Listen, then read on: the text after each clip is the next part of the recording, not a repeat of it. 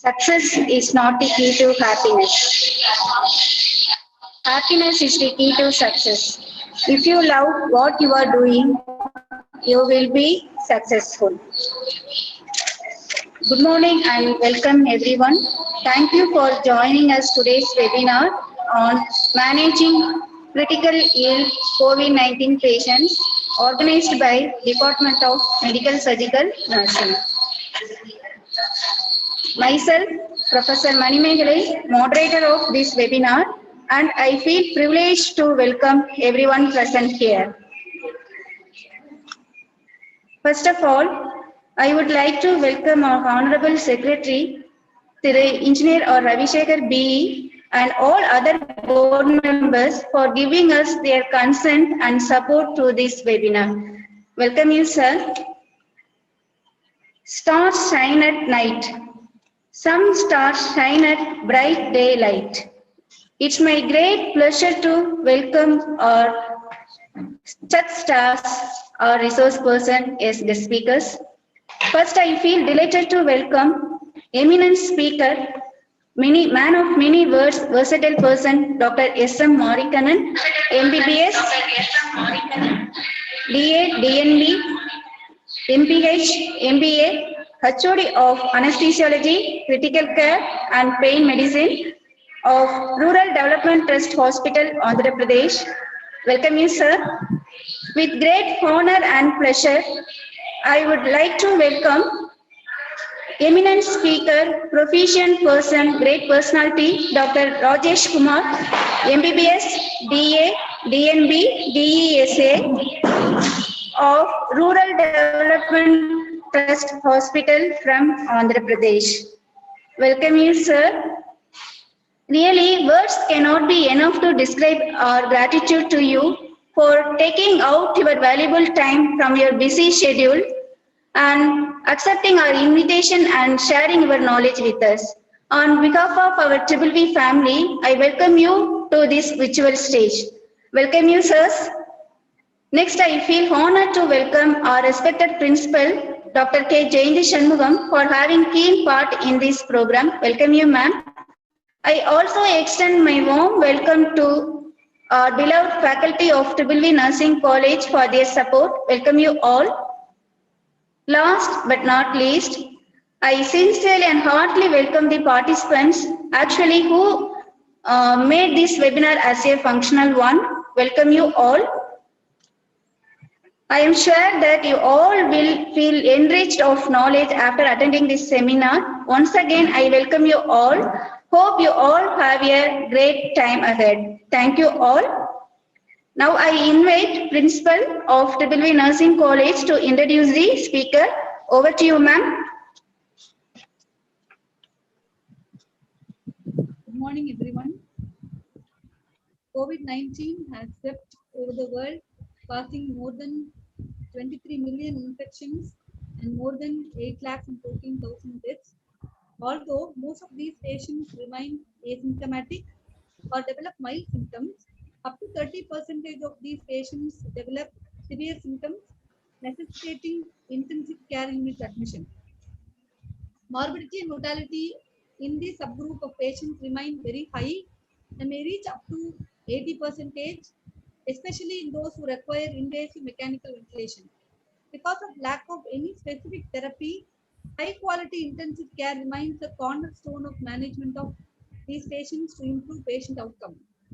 Tremendous amount of literature is being added regarding the management of these patients, making it difficult to keep pace in these changing times. Hence, it becomes imperative to have general principles to guide intensivists managing these patients. This webinar aims to provide an in-depth view on specific management of COVID-19 patients in intensive care. To talk about this particular topic, we have in our midst two eminent speakers. It's my privilege to introduce the guest speakers of today's webinar, Dr. S.M. Marikannan and Dr. Rajesh Kumar Dunda. Dr. S.M. Marikannan, Head of the Department of Anesthesia, RDT Hospital, Padalapalli, Anantapur, Andhra Pradesh. Sir has completed his MBBS from Government Medical College, Tirunelveli, Madurai Kamaraj University, Tamil Nadu in the year 1989. Continued his education receiving diploma in anesthesia from Raja Muttaya Medical College, Annamalai University, Chidambaram. Went on to pursue his DNB anesthesiology from Ispat General Hospital, Orissa. His passion for his field of study has not stopped there. He has completed MPH from Jodhpur National University. Sir has got innumerable work experiences and held various positions. He served as the director of RDT Hospital, Padalapalli, Anantapur, Andhra Pradesh for more than 15 years. RDT Hospital is a 500-bedded secondary level referral hospital with general medicine, surgery, OBG, pediatrics, ortho and trauma care, infectious diseases, biochemistry, pathology, and microbiology. Currently, Sir is serving as the head of the Department of Anesthesia, RDT Hospital, Anantapur. Department of Anesthesia has DNB in Anesthesia and Diploma in Anesthesiology. It is functioning as a postgraduate residential training program by Central Government of India, National Board of Examination, Ministry of Health and Family Welfare, New Delhi. Throughout his work history, Dr. S. M. Marikannan is an expert in providing perioperative anesthetic care to patients in compliance with national accreditation standards. He is very efficient in monitoring and taking care of patients in ICU. He has undertaken many research works, presented scientific papers in conferences, and published research articles. He is a guest speaker for CME programs, published an article on clinical features, treatment, and perinatal outcome of novel coronavirus infection during pregnancy in the New Indian Journal of OB-GYN in March 2021. He renders professional consultation in coordinating the efforts of various rehabilitation centers. Apart from his professional career and achievements, he is a kind-hearted human being willing to serve the poor and needy. Currently, his department is focusing on taking care of critically ill COVID-19 patients. His expertise in his field will enrich the participants of today's webinar on managing critically ill COVID-19 patients. Next, I would like to introduce Dr. Rajesh Kumar Ponda, consultant anesthesiologist, RDT Hospital, Padalapalli. Sir has completed MBBS from Kurnool Medical College, Andhra Pradesh in the year 2002, diploma in anesthesia from Osmania Medical College, Hyderabad, Telangana in 2006, DNB anesthesiology from Durgabai Deshmukh Hospital and Research Center, Hyderabad in the year 2010. Diplomate in European Society of Anesthesiology and Intensive Care from European Society of Anesthesiology, Brussels, Europe. Sir has got various work experiences. He served as senior resident in anesthesiology and ICU, a specialist in anesthesiology and intensive care. At present, working as a consultant anesthesiologist in RDT Hospital, Anantapur, Andhra Pradesh. He is an expert in pain management. He administers ultrasound guided nerve blocks and C-arm guided blocks for patients with chronic pain. Apart from his clinical expertise, he regularly participates in PME programs and teaches residents, fellows, and staffs of the unit. He also participates in quality improvement programs. He is also a co-guide for scholars in guiding the research works. He is also a member of various professional associations. He has undertaken many research works, presented scientific papers, and published articles in journals. He is a guest speaker for CME programs. As a health professional, he maintains good interpersonal relationship with his co-workers. He is very committed and flexible, working even on weekends, non-traditional working hours for the growth and efficient functioning of the center. I'm really honored, truly honored to welcome the guest speakers for the webinar. I thank them on behalf of vvvnursingcollege Nursing College for Women for having accepted our invitation and consented to be the resource persons for this webinar. Now I request the guest speakers to take over the session.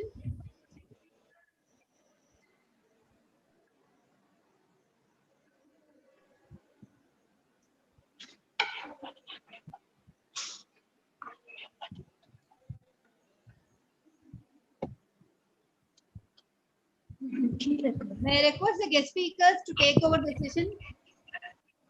Good morning, madam. Good morning, sir. Good morning to you all. Greetings from RDT Hospital, Badalapalli. Thank you very much, madam, for your kind introduction, kind words. It's my privilege and honor to be here for this educational webinar, Managing Critically Ill COVID-19 Patient. My sincere thanks to the principal, madam, for inviting us for this talk. Our sincere thanks to Professor Manimekalai for giving this wonderful opportunity and to the administration also.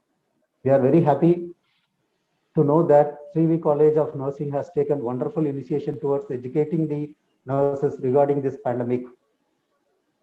A few words regarding this pandemic, epidemic, and endemic. Endemic describes a disease that is present permanently in a region or a population. For example, malaria. Epidemic is an outbreak that affects many people at one area and can spread to one or several communities. Pandemic is a term used to describe an epidemic which spread is when the spread is global. COVID-19 is a pandemic. We are all new to this pandemic. How did we get ready? I want to share our experiences in this opportunity given to us. It's all started from March 2020. We were instructed to make our team be ready by the district collector and from our administration. Everything were new to us. We make sure that all our staff are well protected. This need a kind of change in our mindset. So many new practices, apart from the universal precautions like social distancing, hand washing, importance of teamwork, and a face mask. Thanks to our administration, they made time-to-time arrangements in procuring the needed face masks, PPE kits, circuits, disposables, face shoe covers, making separate entrance, separate exit areas, doffing areas, training to our staffs, nurses, doctors, and other staffs, including the housekeeping staff, making a perfect arrangement in CSST and waste management areas. Constant and supervision, all these areas needed. Securing confidence for the staff and staff relatives are very much important. There was a hesitation in all our mind, but slowly we get out of that. We have to make sure the patient's safety at all point of time. Coming to the management,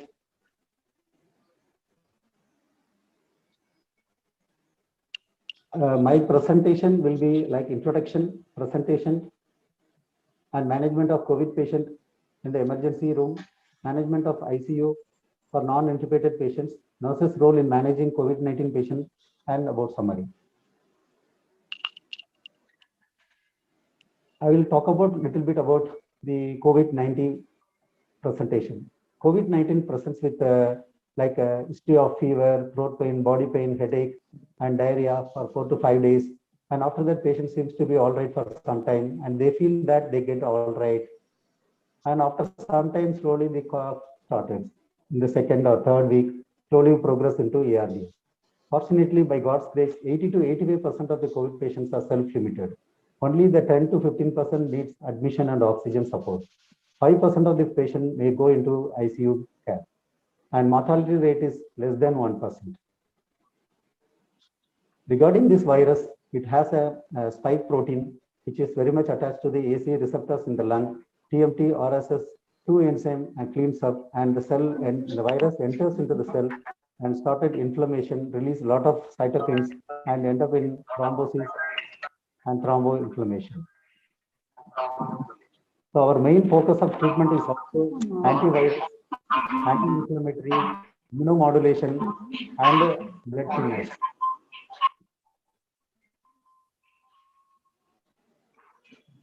And the virus, the epidemic really hit us very fast, and all the 500 beds were full with COVID-19 patients. A lot of queues of waiting patients in the ambulance with oxygen. We all learned how to manage with our experiences, and we got with our good teamwork and good support from the nursing care. We got the best hospital award from the Chief Minister of Andhra Pradesh for treating COVID patients. We need accurate, updated, practical, and feasible evidence-based protocols, and we have to start ourselves ready for this. Thanks to all our departments, including the other departments like surgery, OG, orthopedics, all the departments came forward. They stopped all their routine work and they sent all their doctors and professionals to treat the COVID in shift basis, and with the teamwork, we could able to serve a very good way. We like to keen to share what we know and what we have practiced here. It's a kind of change in mindset, you know. I'd like to describe about a case, how it enters. This is not the only case we have come across. This is an example so that you will understand a little bit better. Here is a case report, a 66 years old male who presented in the emergency room with shortness of breath. He has a history of several days of worsening of shortness of breath at home. He had a history of 6 days fever and cough. And the COVID positive contact at home previously. He is a known diabetes and hypertension. He is an obese patient. He was brought to our hospital. That time his saturation was only 80%. On examination, he was dyspneic, tachypneic, he was febrile, unable to speak. His saturation is only 80%. And we did all the investigation like total count, differential count, platelet count, RBS, serum creatinine, electrolytes, CRP, ferritin, D-dimer, LDH are all elevated. And X-ray test took 2 days prior to come to our hospital, and some other hospital was okay. But when we took X-ray in our emergency room, it was severely affected. This is our emergency room, and we started the emergency treatment like head of position, oxygen supplementation by nasal cannula, 10 liters per minute, IV cannula was secured, dexamethasone, remdesivir started immediately, enoxaparin has been started, ivermectin and doxycycline initiated for 3 days.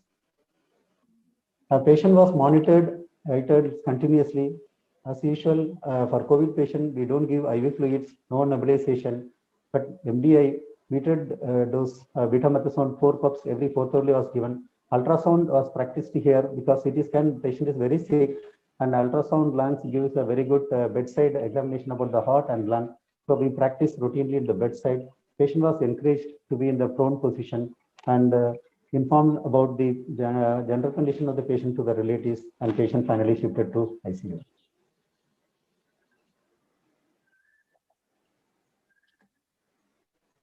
In the ICU, patient was placed in an awake prone position. Hypoxemia is improved with HFNC. Started optic-flow 75% and 50 liters per minute, and continued to spread 16 hours in awake position and with the HFNC. Most of these patients require more than 6 liters of oxygen per minute. Escalation of oxygen support. First escalate to non-rebreather oxygen mask, then into increased flow via nasal cannula. With the HFNC, can increase the oxygen flow up to 60 liters per minute. Final option is ventilator and tracheostomy care. This is an example for high flow oxygen cannula. Awake proning.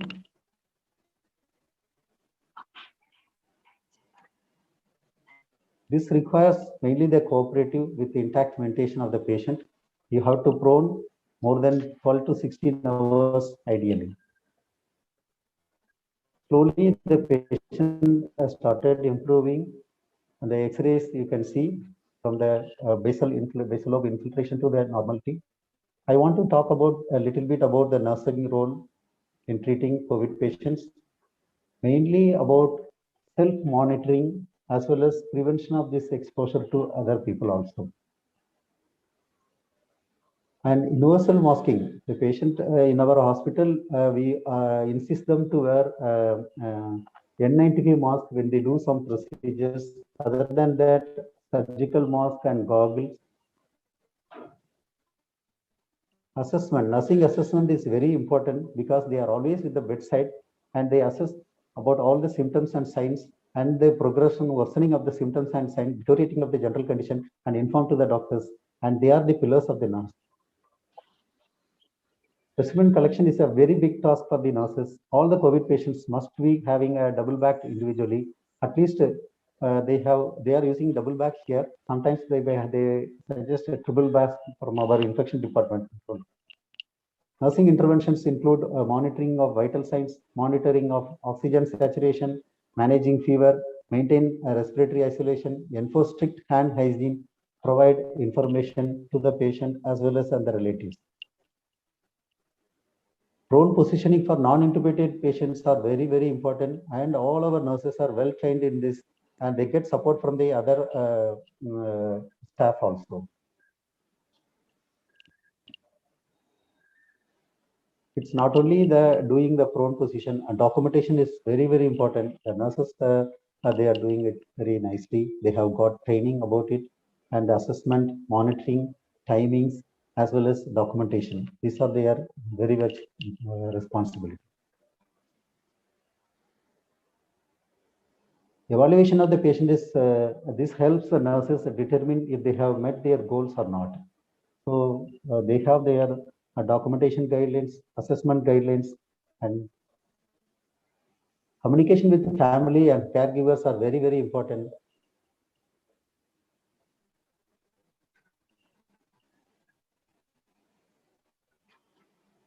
And something about donning and doffing.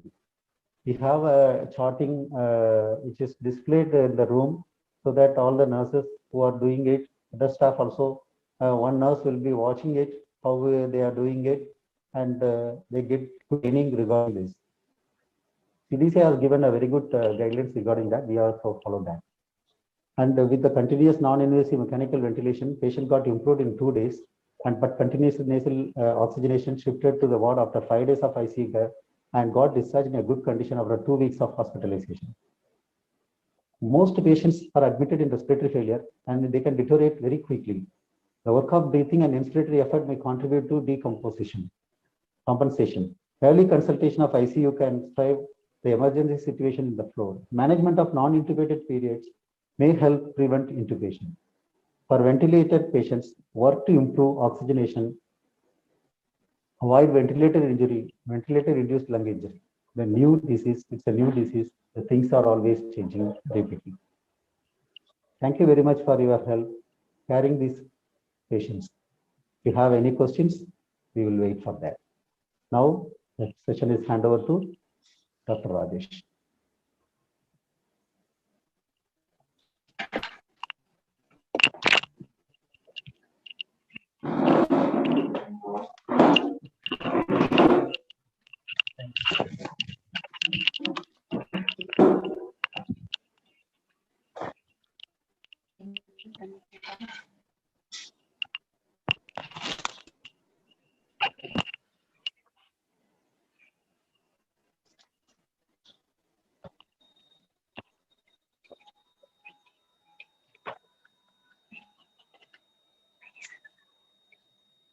Thank you, sir, for your excellent presentation.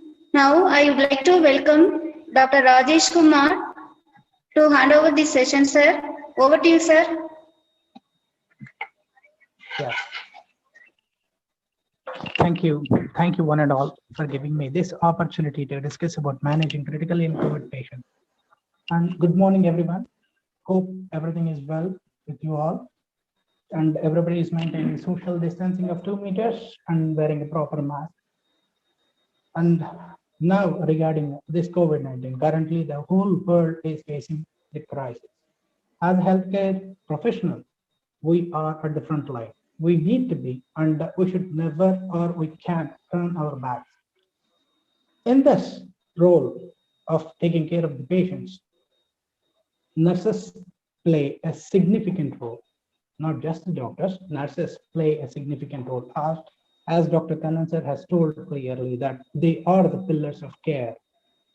So why do they play a significant role? Because you people are at the bedside 24/7 caring the patient and attached emotionally. I have seen few of the nurses bursting out with tears whenever they lost a patient. Now, regarding the care of critically ill COVID-19 patients, there are three categories of care. One is supportive care. What made them, like supposedly the patient had a cardiac arrest or a respiratory arrest, what we need to do immediately is like putting the tube in and ventilating patients or doing the CPR for the patients who are in need of. Second important thing is treating the primary critical illness. Treating the primary critical illness, what made that thing to happen, that complication to happen. And third important thing is ICU preventive care. Previous slide, madam, please. Previous slide.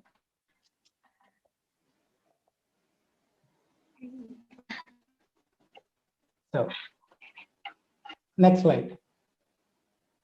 Next slide, please. In general, illness categorized into patients into asymptomatic or symptomatic illness. Previous slide, please.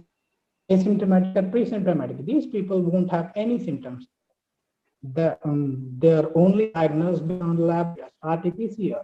And the mild illness, they'll have symptoms, mild systemic symptoms such as cough, sore throat, etc. And great illness, they do have complications such as respiratory distress and everything, except that the saturation is more than 94%. In terms of severe illness, it is less than 94%. With critical illness, it is like they have a respiratory failure, septic shock, and multi-organ dysfunction. So the median duration between the onset of symptoms and ICU admission will be around 9 to 10 days. The most documented reason for requiring intensive care unit has been only ARDS or else septic shock. Usual critical care includes conservative intrafluid management, considering early invasive ventilation, lung protective ventilatory strategies, periodic prone position. These are all the normal strategies which we use in ARDS patients. But what is the difference? Modifications to your usual care is like this is highly infectious. So we need to isolate the patient at any cost. Using medical personal protective equipment such as masks, personal protective equipment, goggles to prevent infection to the nurses or the healthcare provider, as well as to the patients and their relatives. Maintaining a distance of 2 meters between the patients will significantly decrease the rate of infection. Management of critical ill patients. I'll be discussing about managing the critical illness in 5 different categories. But one and the most important thing is infection control. Important is oxygenation.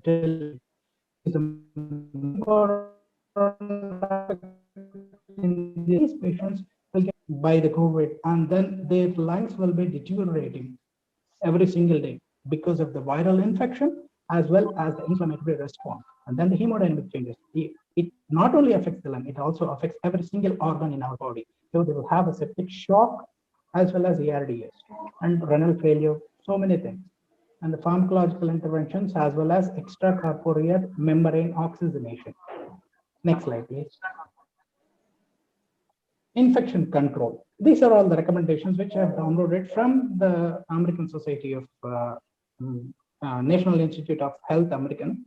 This thing for all healthcare providers who are taking care of COVID-19 patients, they have to wear personal protective equipment, surgical masks or else N95 mask, depending upon what kind of care which they are doing. If it is an aerosol generating procedures in intensive care unit, such as intubation, as well as changing the strategies and everything, have to be at any cost with N95 mask, which will protect them. As a surgical mask cannot protect any aerosols less than 5 microns, they have to use a N95 mask whenever they are dealing with the patients or dealing with the procedures which produces aerosol. So these are all the aerosol generating patient, tracheostomy, suctioning, everything. The most important aspects in these patients is oxygenation, ventilation. You might have seen patients who with COVID-19 came with the saturation of 60% or 70%. They need oxygenation. According to the epidemiology, 85% of the people will have mild or no illness. Among these 15% of the patients, previous slide now. Among these 15% of the patients, only 2% of the patients will require ventilatory support. Of these 13% of the patients will succumb to death because of hypoxemia if we won't provide any oxygenation. The optimal oxygenation saturation for COVID-19 is really uncertain. It is yet to find out, but the target is 94%. Recent research have proved that anything less than 94%, we need to admit the patient and then give some oxygen to the patient so that the outcome will be very, very good. So non-mechanically ventilated adult with hypoxemic respiratory failure. This is considering these patients, they don't need any ventilator support. All they need is oxygenation. They can survive with just oxygenation. Some of the procedures which we are following is like awake prone position. Awake prone position will maintain the balance between ventilation as well as oxygenation as well as circulation. These two, ventilation and perfusion, matches in prone position. So we consider the patients in awake prone position, provided they need to be compliant with that prone position. Some of the patients who are critically ill or hypoxemic will be irritable. You might have seen irritable patients, not just because they are psychic, they are just because of hypoxemic induced encephalopathy. They'll be irritable. All we need to do is explain the prone position to them and then let them to okay, position fails. What are all the other methods which we are using to improve the oxygenation? The most important thing is high flow nasal cannula. And another important thing is non-invasive positive pressure ventilation. These are all non-invasive ventilatory methods which we use in taking care of the patient. Next slide. What happens if the patient go into acute hypoxemic respiratory failure? If the conventional oxygen method, such as nasal cannulas or oxygen heights and masks, which they use, if they fail, what we have to supposed to do is either we keep them on prone positions, or we can use high frequency nasal cannula and non-invasive positive pressure ventilation. If these two, high frequency nasal cannula treatment and the non-invasive positive pressure ventilation treatment, fails, then we need to intubate the patient and mechanically ventilate the patient. Even if it also fails, the last resort is extracorporeal membrane oxygenation. Not every hospital is applied, is having equipment to face these, to have this ECMO therapy. And not everybody is like prepared or educated regarding ECMO therapy. So it is away from our thing. So we will discuss only regarding HFNC, NIPPV, and intubation. How do we manage critically ill patients? We divide the patient based on oxygen saturation as well as PaO2 and FiO2 and the respiratory rate. PaO2, FiO2 is an important parameter. Whenever you see a patient, you send an ABG. You find out the fraction of inspired oxygen concentration which you are giving. Then calculate the PiO2 by FiO2.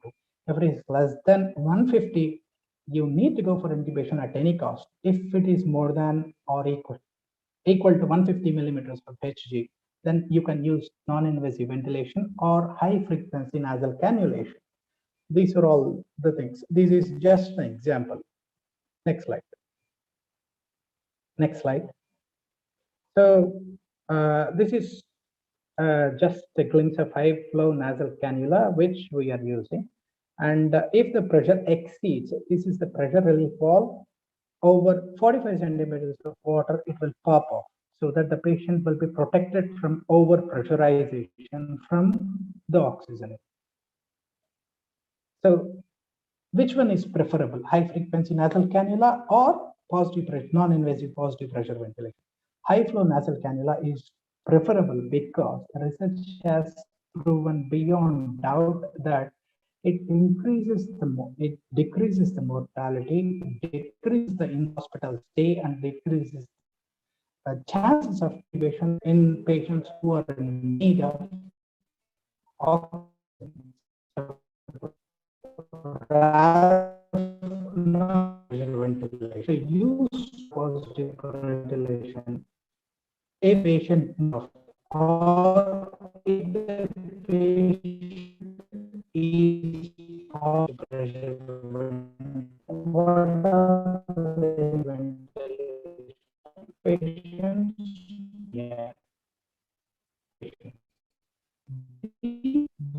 be not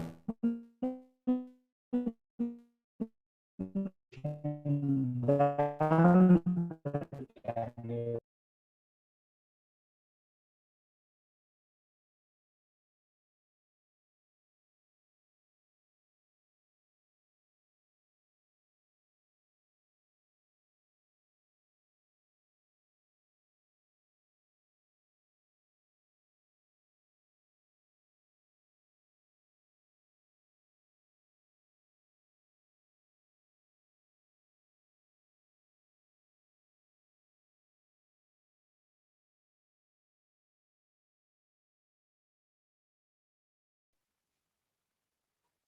Hello.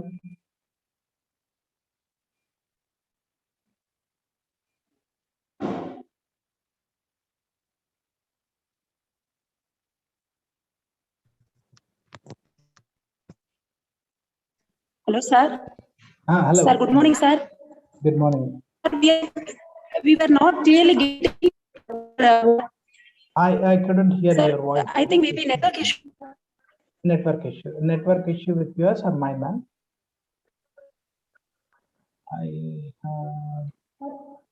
No. We are not getting clearly. As like here, we are not getting your voice. Okay.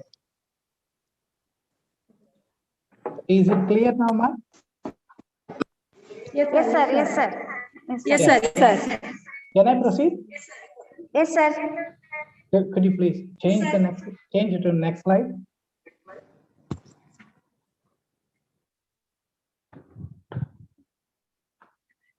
Change to next slide, please. Next slide. Next slide. Next slide. Previous one, previous slide. So these prone positions for non-intubated patients. Previous one. Prone position for non-intubated patients. We really do not know anything about the prone position for non-intubated patients, even though we have the physiological parameters saying that it improves the oxygen saturation. But overall, whether it decreases the invasive ventilation or not, we really do not know. And another thing is how long we have to keep the patient in prone position. Whether the technique prevents the need for intubation or improved survival, we really do not know, but it is improving the oxygenation. So we are in an optimistic position to keep the patient in prone position for non-intubated patients. So what are all the contraindications? Even though it has got a very good physiological role in improving the oxygenation, these are the contraindications for the prone position, such as like if the patient is hemodynamically stable, please do not make him lie down on the prone position. And second importantly, if he had abdominal surgeries or injuries to the spine or unstable spine, recent head trauma, these are all the contraindications for awake prone positions in non-intubated patients. But it is acceptable. Previously, they used to think that the pregnant woman cannot be in the prone position because it might affect the uterine circulation. But now it has proven beyond doubt that it is feasible for pregnant women. Either you can keep the pregnant woman left lateral position, or else even the prone position is also very good for them. So now, next slide. Tracheal intubation and mechanical ventilation. So when do we need this tracheal intubation? Decision to intubate. This is an important aspect. When we are dealing with normal patients, such as like any respiratory failure who are not having any COVID-19 patients, the threshold for it is very high. So we will keep that patient till the patient goes into almost like about to get into respiratory failure. Then we will intubate the patient. But here the threshold for intubation should be very low because we are dealing with a hypoxemic patient. If anything happens if any delay happens during the intubation, then the patient will succumb and he will have a cardiac arrest. Rather than intubating, we'll be doing the CPR. Okay. So decision to intubate is an important aspect. It should be very low threshold. So what are all the indications? As with of normal patients, hypoxemic failure is a clear-cut indication. If the patient is unconscious or semi-conscious, or if the patient GCS score is less than 8, these are all the indications, hemodynamically unstable, who is not responding, then these patients are an indication for going for tracheal intubation. So always remember, do not delay intubation until the patient has features of impending respiratory arrest in these COVID-19 patients, because you are at risk of getting the infection, and at the same time, everybody who is taking care of that patient are at risk. Okay.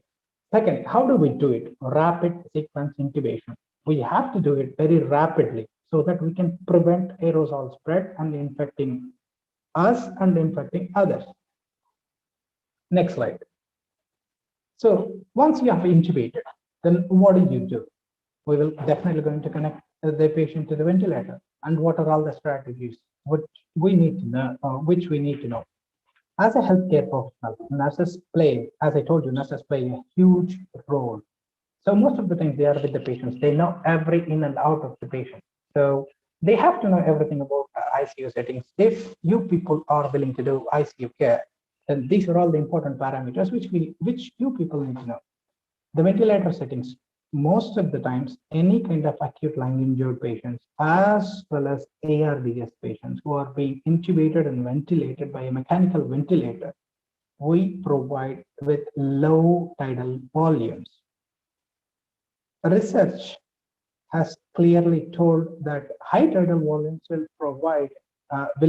cause trauma to the lung. Either it could be a barotrauma or volume trauma, depending upon what sort of ventilator strategy which we use. So most of the times we use low tidal volumes, and the tidal volumes should be around 4 to 6 ml per kg body weight, and it can increase. It can increase up to 8 ml per kg body weight. How do we calculate this? This body weight is not whole body weight. We have to calculate the ideal body weight. And second important thing, PEEP and FiO2. PEEP normally to start with is 10 to 15 centimeters of water. 10 centimeters of water. Normal physiological PEEP, which every individual will have, is 5 centimeters of water. We can increase more than 5. And target oxygen PaO2 should be around 55 to 80, or SpO2 around 88 to 96 for most of the patients. And the plateau pressures, remember these 4 parameters are important: FiO2, PaO2, plateau pressures, which should be always less than 30 in order to prevent any kind of lung injury, as well as low tidal volume. Next slide. So how do you calculate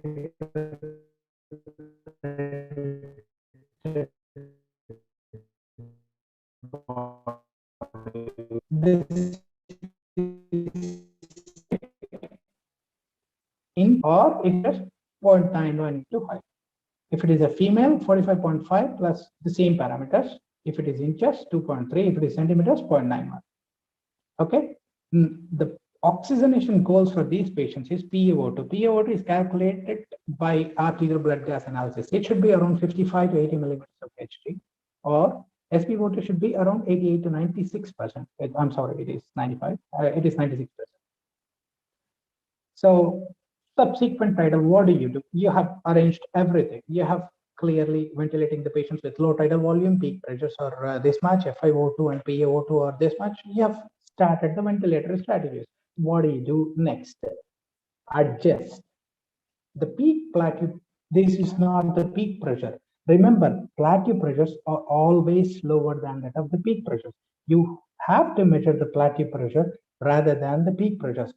The ventilator always shows the peak pressures as well as the plateau pressures. What you need to look into is the plateau pressure. Goal should be always less than 30 centimeters of water. Check inspiratory plateau pressure with 0.5 second inspiratory pause. Keep the inspiratory pause. Check the plateau pressure at least every 4 hours, and after changing PEEP or tidal volume. Whenever you change the strategies of ventilator in order to maintain the plateau pressure around 30 or less than that, we have to check the plateau pressure. If the plateau pressure is more than 30, then the most important aspect which you need to do, if the tidal volume is more than 4 centimeters, 4 ml per kg, you need to decrease 1 ml per kg body weight. And then again, after changing the parameter, you need to wait for 1 to 4 hours. And you need to see whether the patient is responding or non-responding. If the patient is responding, continue the same kind of parameter. And if the patient is responding, then again decrease till the volume is 4 ml per kg body weight. You cannot come down below the 4 ml per kg body weight. Now, second important thing, if the plateau pressure is less than 25 centimeters of water, ideal is less than 30 or equal to 30, you can increase the tidal volume accordingly. And then we have to wait for 4 hours till the patient gets stabilized rather than changing immediately. As if like the patient is doing good, saturation might improve, but ultimately you have to wait for 2 to 4 hours minimum before changing any kind of parameters on the ventilator. Okay, next slide. So as a nurse care provider, you need to assess. Everything you need to assess. Assessment is an important aspect. So how the patient is responding, how the patient is doing, whether he's doing well, whether he's not doing well, whether he's deteriorating or not. If he responds, see all the parameters, FiO2 less than 0.6 or 60% of the oxygen which we are providing should be less than 60% as always, because it causes, if the FiO2 is more than 60%, it causes lung injury, oxygen-induced lung injury. Okay, if the FiO2 is less than 0.6 and the PaO2, FiO2 is improving to more than 150 millimeters of Hg with PEEP, positive and expiratory pressures of less than 10 centimeters of water, then it says that the patient is responding. These parameters are important.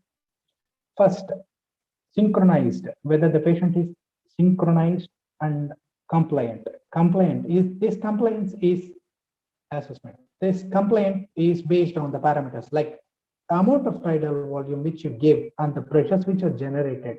It shows the compliance. If it is improving, if the compliance is improving, then the patient is responding and he will definitely going to respond. This assessment is crucial whenever you are trying to wean the patient or whenever you are trying to change the parameters.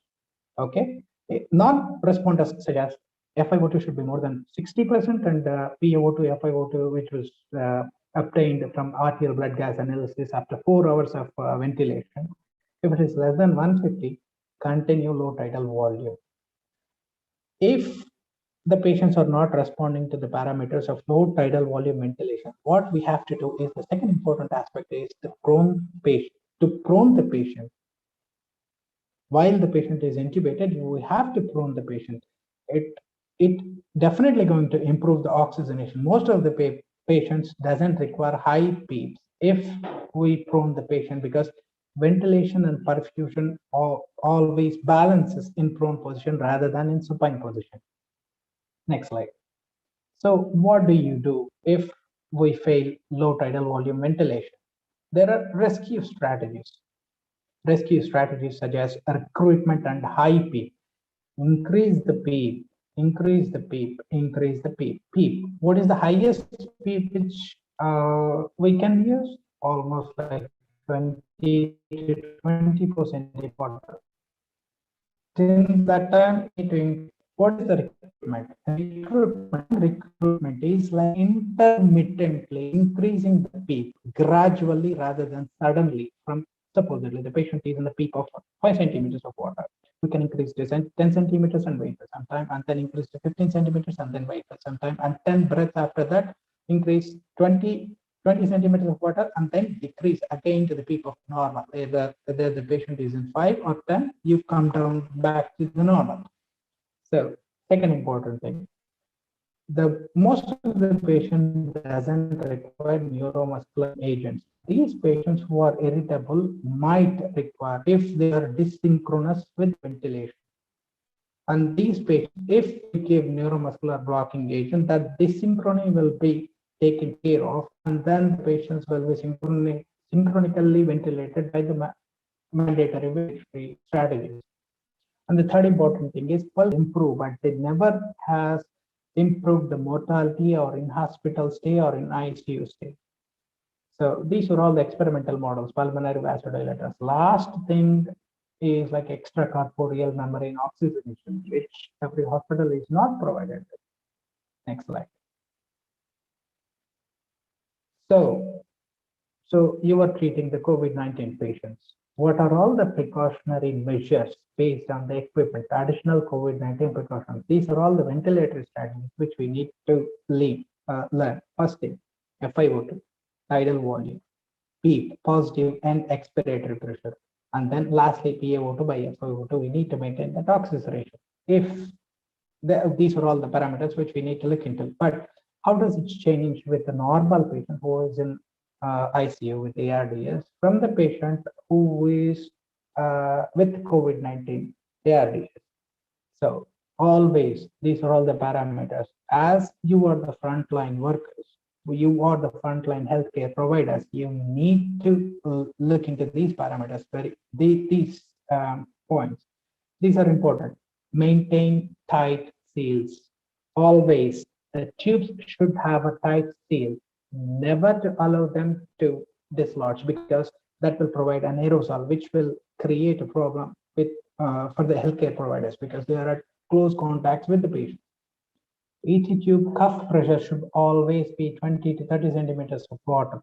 Previously, in a normal patient or ARDS patient, we used to maintain this 10 to 20 centimeters of water and then deflate regularly. But this deflation is not advisable in the patient who are having ARDS and COVID-19 patients.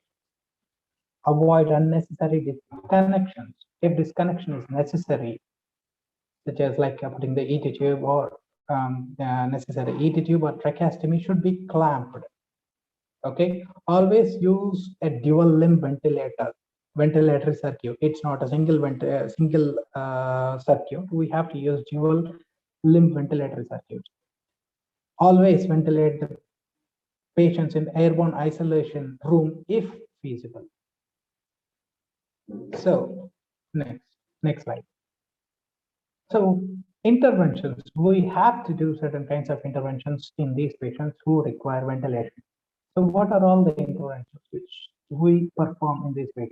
Bronchial alveolar lavage fluid to diagnose what kind of disease which the patient is having, or any co-infections such as bacteria or pneumonia, or if it is a lavage. So these are all. And then sputum. Sputum, we always check for bacterial co-infections, culture and sensitivity. Nasal swabs, fibrobronchoscopy. These are all the percentages of affecting the healthcare provider or providing aerosols. Next slide. So how to minimize transmission risk with intervention? So collection of respiratory specimens in the intubated patients. How do you?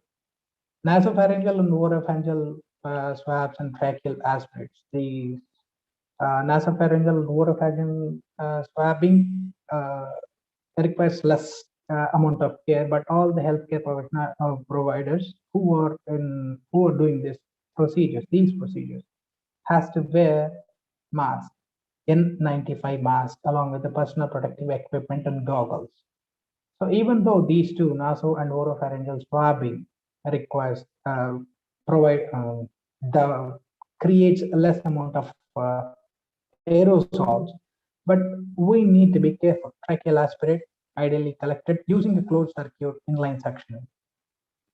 Airborne isolation conditions are not always necessary. These are all.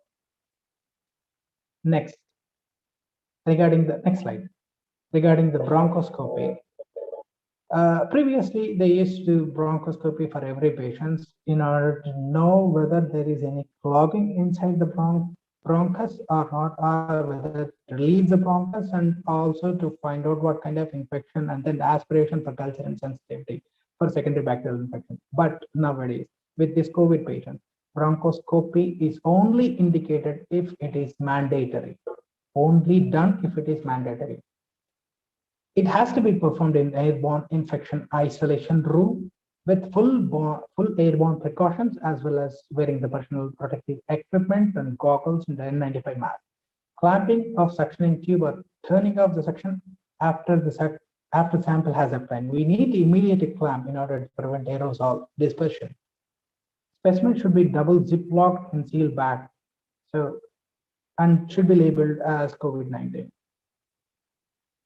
The most important aspect, next slide, is cardiopulmonary resuscitation.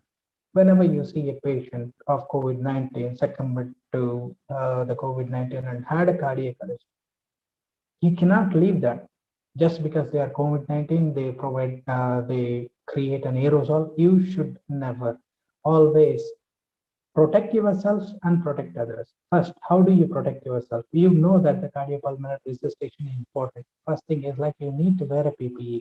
You don't have time, I agree. Even a minimum of N95 mask is a must before you take care of the patient, because you are more important, because you have to take care of the patients in future rather than succumb to COVID-19. So you protect yourselves and then do the CPR. Here, how does it change with normal CPR? Means like bag mask ventilation should always be avoided. Should always be avoided. If you don't have any other option, if you have to do the back mask ventilation, then one people should hold the mask very tightly so that he won't generate the aerosol, and the other person should ventilate the mask. If available, please put the tube in and connect to the ventilator. If the patient is on ventilator, please connect the ventilator and give the respirator breaths of 10 breaths per minute. So everything is over. Now, how do you extubate the patient? So weaning and extubation, lastly, but not least. These are also important aspects when you're treating the COVID-19 ARDC patients. So readiness for extubation should always be in a low threshold, his highest threshold. He should be very, very, very much ready. How do we wean the patient? By doing spontaneous breathing trials. Actually, in normal patients, we put TPs and then do the spontaneous breathing trials for some period of time and check the vital parameters. If the patient is having tachypnea, tachycardia, dyspnea, as well as sweating and autonomic nervous system stimulation, then we consider him as not feasible for extubation or not feasible for weaning from the ventilator. But here in COVID-19 patients, no way we have to use the TPs because it generates the aerosols which will infect others and healthcare providers. Higher degree of readiness for extubation in patients with COVID-19. These previously, like in a normal patient, not previously, sorry, it's in a normal patient, we use pressure support ventilation up to 5 to 10 centimeters of water. But here we need to decrease to lower pressure support ventilation. If the patient is able to maintain saturation with lower pressure support, then he is eligible for extubation. And the spontaneous breathing trials, previously only 2 hours is required for spontaneous breathing trials, but now we have to use for longer period spontaneous breathing trial for a period of 2 to 4 hours, and then assessing the patient after that. And if the patient is not having any complications, then we can extubate the patient. So another important aspect is the cuff leak test. Cuff leak test to know whether the patient can able to survive after extubation. Most probably it measures the tracheal edema. If the patient is having a positive cuff leak test, then he is eligible to extubate the patient. But the cuff leak test is not always necessary. Only if it is needed, we need to perform in COVID-19 patients.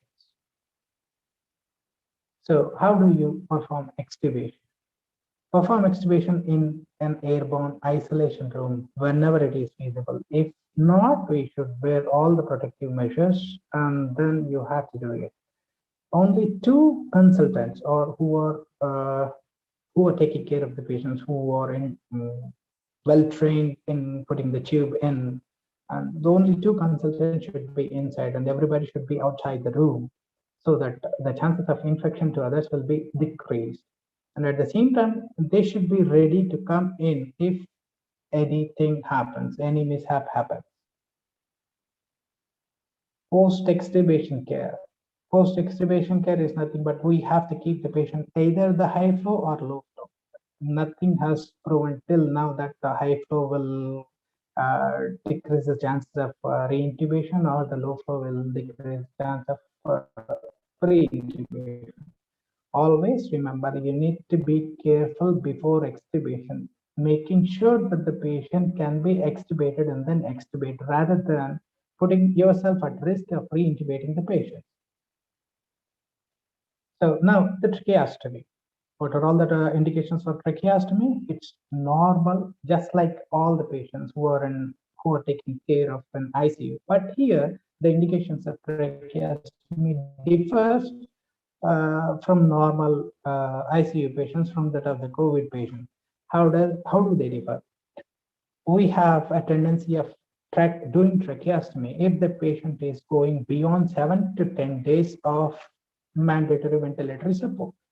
But now it has increased. We have the highest threshold for this one, and we can prolong postpone the tracheostomy till 20 to 25 days.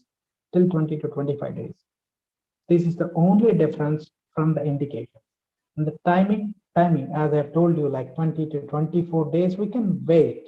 If you think that the tracheostomy is sure, the tracheostomy is mandatory for these patients, always use personal protective equipment, be careful regarding, and then do it. Do it using a neuromuscular blockade. In normal patients, we don't use neuromuscular blockade. He will be spontaneously breathing, or else he'll be completely sedated. But here, the neuromuscular blockade has to be given because it decreases the chances of coughing as well as aerosol generation. Next slide. So we're all discussing about oxygen and ventilation. The second important parameter which we need to know is the hemodynamics. Hemodynamics. So the patients will be suffering both with ARDS as well as the septic shock. This management of hemodynamics is same as that of non-COVID patients. How do we manage these patients? If the hemodynamic parameter, if the patient is having septic shock, we need to give vasoconstrictors. The most ideal agent of vasoconstrictive agent, which we use regularly in the normal patients, is norepinephrine for a septic shock. Even for these patients, we have to use norepinephrine as the first choice of the drug. If he is not responding, whose arterial pressure should be around 60 or 65 millimeters of Hg, we need to measure and then increase those accordingly. If he is not responding to the norepinephrine, we can add on either adrenaline or vasopressin or both. So how do we check the parameters? Either skin temperature, capillary refill time, and the lactate levels. These lactate levels are important aspects whenever you are trying to monitor the patients for his hemodynamics. These are all the additional recommendations for shock-based management in terms of COVID patients. Please, recommendations from the National Institute of Health, the United States of America are given against using of hydroxyethyl starch for intravascular volume replacement. 2, avoid fluid loading in these patients as that of a normal patient, because in terms of normal septic shock patients, we used to give large amount of fluids and then check the blood pressure later on and then go for an norepinephrine if he is not responding. But in this COVID-19 patients, we should never overload the patient. Always use conservative fluid management, not overloading the patient. The important aspect here is like you have to use norepinephrine as a first line of agent rather than using the fluids and then wait for some time and then again you are using the fluid. So this is not recommended in these patients. Norepinephrine as a first line. Do not use dopamine as a first line of agent or dopamine for increasing the renal, urine output, to increase the renal urine output. So if it is not, he is not responding, or the patient is not responding to the norepinephrine, we can use combinations of norepinephrine, adrenaline, or norepinephrine, vasopressin, or norepinephrine, adrenaline, and vasopressin. Why do we use vasopressin? Because it decreases the amount of noradrenaline which we use. So recommended recommendations of all adult patients with COVID-19 who require vasopressors should have an arterial catheter placed. Whenever you find any patient who is hemodynamically unstable, we need to place an arterial catheter. This is a mandatory. We need to measure the direct arterial blood pressure monitoring rather than depending on NIPP monitors. Okay, next slide. So we have discussed about hemodynamics, we have discussed about the oxygen and ventilation. What are other supportive measures which we need to take in having COVID-19 in ICU? Venous thromboembolism prevention. This is an important aspect. People have died after getting discharged from home because they are more prone for thromboembolic episodes. Hypercoagulable state is an important aspect which we need to think of. That is the reason why we are giving antiplatelet agents as well as antistatins, which will prevent the cholesterol getting accumulated inside blood vessels. These two important aspects in taking care of the patients, as well as prophylactically giving enoxaparin or low molecular weight heparin orals if needed be. We have to treat the patient. If the patient develops like pulmonary embolism, we have to treat the patient with unfractionated heparin. This is one aspect. Second aspect is sedation and analgesia. We are using Richmond agitation sedation scale. Typically, we use in a ventilated patient, we use -1 to -2 score. But if the ventilatory dysynchrony is seen, then we have to increase the sedation dosage of the drugs, and the target of RAS score should be around -2 to -3. If you observe that the patient is having severe dysynchrony, those requiring muscle relaxants, then the target should be around -4 to -5. It is the deepest sedation which we will maintain. Selection of choice of the drugs is individualized to the institution. People say that the midazolam is most commonly used on all patients, but that it's better avoided in these patients. I don't know really why. It is the recommendation given by the National Institute of Health from USA. And we can use sedative drugs such as fentanyl, which can also take care of the pain, as well as the propofol. This is next slide. This is the Richmond agitation sedation score. You can look into or can find out what is the levels of sedation. These are important. So other new supportive case, such as nutritional care, you just not only treat what has made them into ICU, you just have to treat overall the patients. That is the reason why nurses play a significant role. They will take care of everything: hemodynamics, respiratory system, nutritional support, fluids and electrolytes, glucose control, stress ulcer prophylaxis. They are at the bedside of the patients. Doctors just write the prescription, but nurses will take care of the patients throughout 24/7. I really appreciate it. Okay, these are all the supportive care which needs to be done as that of normal patient who is in ICU. So now, next slide. Use of glucocorticoids. So why do we have to use glucocorticoids? And it's an already infection. Everybody will have it out like glucocorticoids suppress the immune system. So overwhelming response of the infection, overwhelming the response to the infection will be there if we use glucocorticoids. Now, for 1 to 7 days, it is the incubation period of the virus. Anywhere between 2 to 21 days is the incubation period of the virus. What happens if the virus get inside our body? It will replicate and it will provide its progeny. And ultimately, our immune system increases the inflammation against the virus. What happens in certain patients, not all patients, is like the inflammation will be overwhelming, modest, and it not only acts on the virus, but also acts on our own organs, such as lungs, kidneys, and everything. So that is the reason why we have to suppress the immune system by keeping a low dose of dexamethasone, which is like 6 milligrams daily for 10 days or until the patient gets discharged. Or additional hydrocortisone is needed if the patient is having septic shock or respiratory failure. If the patient is on dexamethasone, not necessary that we have to give other glucocorticoids such as hydrocortisone, because dexamethasone is highly potent. So what do? The last important care is to prevent the complications. So how do you monitor the complications? We have to see the patient physical examination, as well as laboratory investigation. What are the laboratory investigations which will provide us with a clear-cut, complete blood count? It will provide us the clear-cut picture of whether the patient is having a viral infection or inflammation or else a bacterial infection. TBC with the differentials is a must for every patient. We have to do it every alternative day.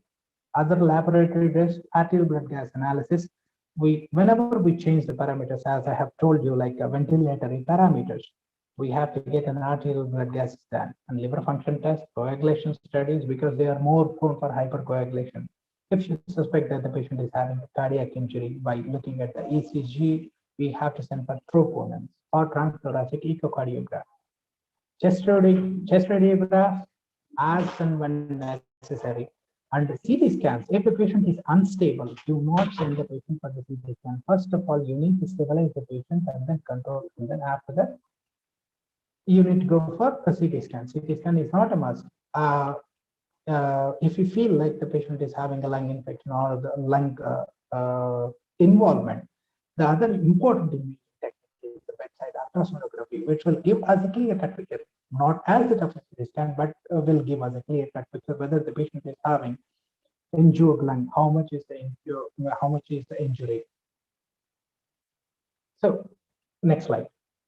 So, what are all the monitoring techniques which we use on these patients? Just like a routine monitoring techniques, we need to use pulse oximeter, capnography, arterial catheters, pulmonary artery catheter, lactate levels, and other gases for perfusion. So the last thing, I think I'm eating your brain too much, but this is most important aspect, because pharmacological intervention is a must. You should know everything about pharmacological intervention. So this is not a new disease. This is not recently born. It was born. It was like they found out in 2002, 2012. SARS-CoV, Middle Eastern respiratory syndrome in Saudi Arabia, first SARS-CoV in China. And this is the third pandemic. Those didn't become pandemic yet.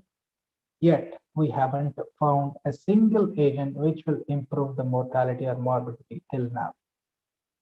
So regarding the pharmacological interventions, we discussed regarding the therapeutic management, immune-based therapies, adjunctive therapies, empiric broad-spectrum active microbial therapy. Everything is experimental, except for only 2 drugs.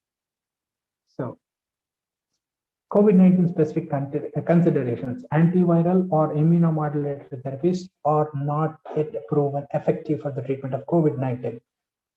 We are using remdesivir just like anything, like we are giving a normal saline to every single patient. Whether it is indicated or not, we really do not know. Whether it will improve or not, we really do not know. But research have proven that the in-hospital stay is decreased with remdesivir. And the dexamethasone has proven beyond doubt that the dexamethasone will improve the patient outcome. So therapeutic management based on hospitalized, who doesn't require oxygen. Dexamethasone, not necessary that you need to give patients dexamethasone for every single patient. Who doesn't require oxygen and then hospitalized, not required. And then hospitalized and require supplemental oxygen, you can give both dexamethasone plus remdesivir or dexamethasone all alone. Next slide, please. In hospitalized and require oxygen delivery through HFNO or non-invasive ventilation, same strategy, either dexamethasone or dexamethasone plus remdesivir. So hospitalized and then who requires mandatory invasive ventilation such as intubation and ventilator support, then you can give dexamethasone alone and dexamethasone along with tocilizumab. Tocilizumab is IL-6 inhibitor. It is an anti-inflammatory. Hasn't proven yet that still the research is going on.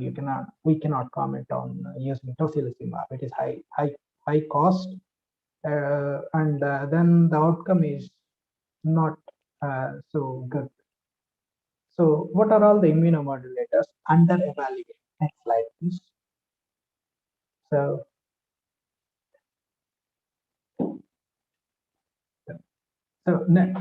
these are all the immunomodulators which are under evaluation. yet to come out with a good outcome.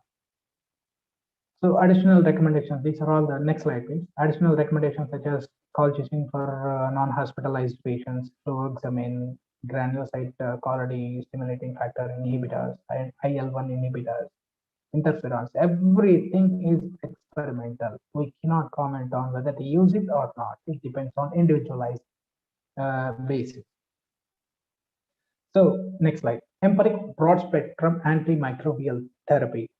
So this is a controversy whether to start empirical antimicrobial therapy, and I mean antibacterial, whether we should start an antibiotic or not. It all depends on. In a normal patient who is in septic shock, we start with an empirical broad spectrum antibiotic, that is meropenem or uh, broad spectrum antibiotics. So these broad spectrum antibiotics, whether we should use it on these COVID-19 patients or not, is individual based and institutional based. Some people, some experts say that we have to we use the broad spectrum antibiotic, and if we find out that the patient is not having any kind of bacterial infection, they will taper down, de-escalate the antibiotic. And second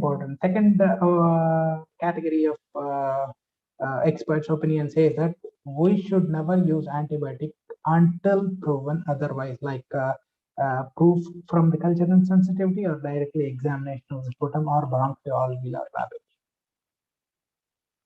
Next slide. So hypercoagulability, as I have discussed. Extracorporeal membrane oxygenation. There is insufficient evidence for the panel of American Society to recommend using extracorporeal membrane oxygen on these patients. One thing is, like, all institutions are not having these kind of equipment. Second important thing is they haven't proven benefit or decreased the mortality in these patients. So it's just like experimental. So the last but not the least, the most important aspect as a healthcare professional, how do we protect ourselves? This is an important aspect. Do not be careless at any cost. Please, you have to take care of the patients. You have to take care of your loved ones. You have to go back home healthy. So better you protect yourself. How do you protect? By maintaining social distance, wearing a mask whenever you're going out, and whenever you're taking care of patients who are having COVID-19. Wear a surgical mask at least, completely covering your face, mouth, and nose. Okay, not the face, just mouth and nose. Okay, if you are dealing with any kind of procedures which will generate aerosols, you need to protect yourself by wearing the PPE kit as well as the N95 mask. So last thing is how the modifications from a normal patient in ICU, from the patients who are having COVID-19 in ICU. So target rate of SpO2 should always be 94 in COVID-19 patients. This is an important aspect. Target should be more than 94%. This recently, after the first wave, they have found out that if we give oxygen, if the patients are having less than 95%, and if we give oxygen, the chances of recovery will be very good. In hospital stay and the morbidity will be decreased. Do not delay intubation. Avoid always back mask ventilation if it is feasible. So additional COVID-19 specific ventilator equipment precautions, which I have discussed, you need to be very, very cautious. Higher degree of readiness for extubation. You cannot extubate the patient just like that as that of a normal patient, because you might go back into re-intubation. Optimal timing for tracheostomy is delayed beyond 14 to 21 days. And routine pharmacological venous thromboembolism is warranted. Okay, these are all the recommendations. I have given numbers whenever I have wrote few things, and these are all the recommendation rating of the recommendation references. So we stay apart today so that we can be together tomorrow again. Thank you so much. End of my session. Ma'am? Hello? Thank you, sir. Thank you for your informative session. Dear Thank you. participants, if you have any doubt, please put in chat box or can unmute and talk. Yes?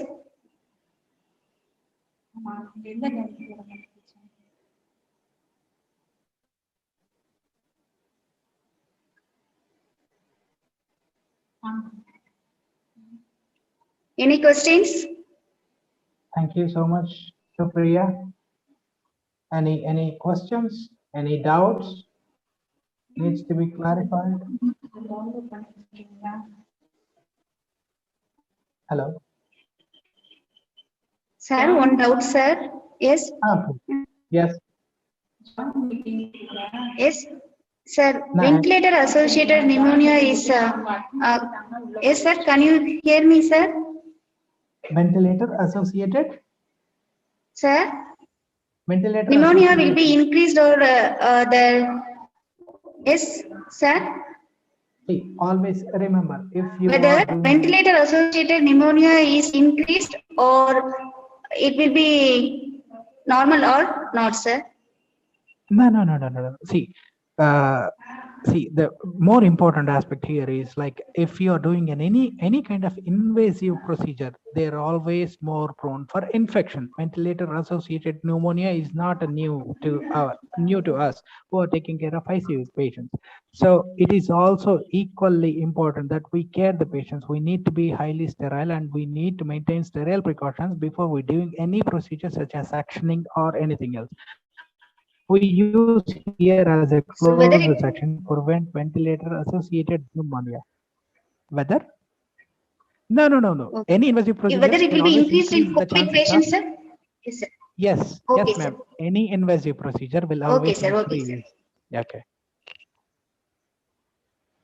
Any Okay, more sir. Okay, questions? sir. Thank you, sir. And one Thank more you. question, sir.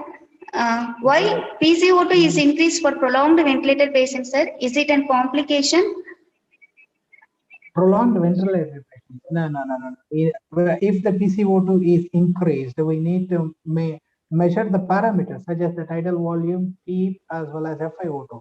If the PCO2 is increasing, it means that we are not generating adequate tidal volume. Tidal volume not only distributes the volume inside the alveoli, but also distributes to the dead space. So we have to find out this tidal volume is adequately generating alveolar ventilation. No way I've heard that the PCO2 is increasing until and unless there is a clear cut diffusion problem, such as pneumonia or ARDS picture diffusion problem will be there because the water will prevent the diffusion of oxygen from the alveoli into the lung, and then at the same time prevent the PCO2 from coming out of the blood to the alveoli. Sorry. So PCO2, we Yes. need to check the parameters of the ventilator and you can change accordingly to maintain the PCO2. The ideal PCO2 I prefer is around 30 to 33. If it is the patient who is having COPD, permissive hypercapnia can also be done. Even they can tolerate around 60 millimeters of Hg PCO2. So you need to change according to the patient, according to the ventilator strategies, according to what type of patients which you are dealing with, like ARDS picture or acute lung injury or any other parameters. Any more question? Am I clear to the person who has asked? Yes, sir. Yes, sir. It's very clear, sir. Any more questions from participant? Thank you, Mohanpriya.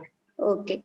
Thank you, sir. Thank you so much, sir. I think all the participants had a good new learning. I think so. Yes, So we come to an end. Now I invite Mrs. Sugandhi to propose the vote of thanks. thank you, madam. Just a moment.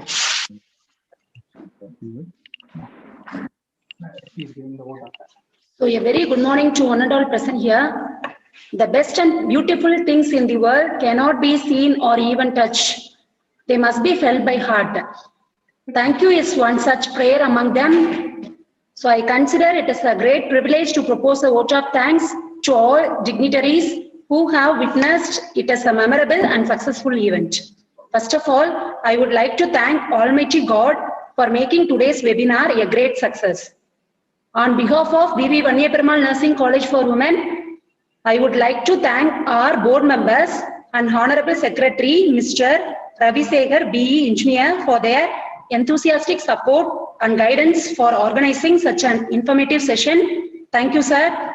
Next, I would like to thank our Honorable guest speaker, Dr. S.M. Marikannan, for gracing today's webinar. Thank you, sir. Even though in your busy schedule, you accepted our invitation. Thank you, sir. You are an exemplary person and we have a lot to learn from you. Thank you, sir. Next, I would like to thank Dr. Rajesh Kumar Donda for enlightening us with your excellent information and presentation about today's topic. Thank you so much, sir. A special thanks to our beloved principal, Dr. Jayanti Shanmugam, for providing immense support to make the webinar a great success. We will ever remain grateful to you, ma'am. Thank you. Next, I would like to thank the organizing team and the volunteers for your work, which has made this session a memorable one for all of us. Next, I would like to extend my hearty thanks to all the delegates of today's webinar for their presence and to make this webinar a great success. Thank you everyone once again for your gracious presence.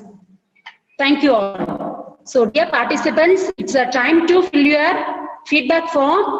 Please fill it to get your e-certificate. Have a good day. Thank you, ma'am. Have a good day, you too. Thank you, sir. Thank you very much. Thank you, sir. Thank you, ma'am. Thank you. Thank you, sir. Thank you, sir.